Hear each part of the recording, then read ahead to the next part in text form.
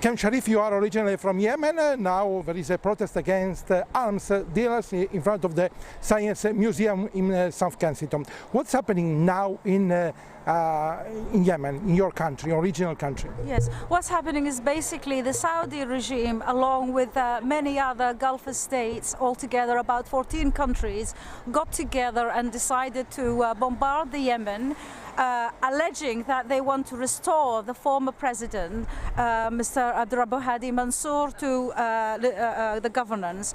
The fact is, it is not true. Mr. Hadi has no legitimacy. His period had ended in February 2014. So technically and in reality, this war is illegal. What they have been doing is they're saying we are here to kill the Houthis. So that's an intention to kill a group, a particular group of people. Houthis are people Who are Shia? Who come from the north of the Yemen, an area known as Sada, and they have used cluster bombs made by Britain and the US. They have used all manner of illegal and prohibited weapons. They have targeted civilian areas. They have literally flattened out the whole area of Sada, killing thousands of innocent women and children in their own homes.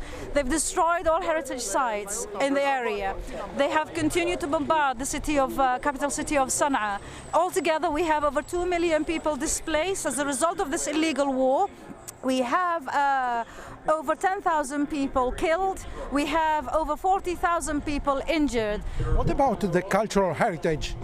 This has been destroyed effectively, nothing has been left. The Marib Dam, everything, that old city of Sana'a, which UNESCO regarded as the most protected site in the world because the Yemeni civilization goes back over 5,000 years from King Salman's wife, Sheba.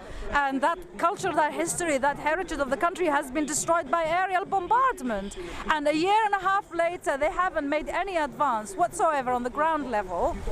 And the Yemeni army, along with a coalition of tribes and political parties, have been defending the country on the ground, and it's impossible for them to advance into the capital, Sana'a. And what about the condition of women after this invasion?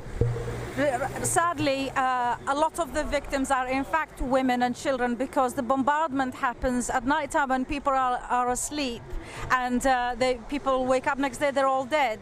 And a lot of the women also lost their breadwinners in this way, which means a lot of the women are displaced out in the streets literally with nothing. You will see harrowing images of women in the streets covered with jute material and nothing else, nothing to eat, nowhere to go. Their homes destroyed, their families killed.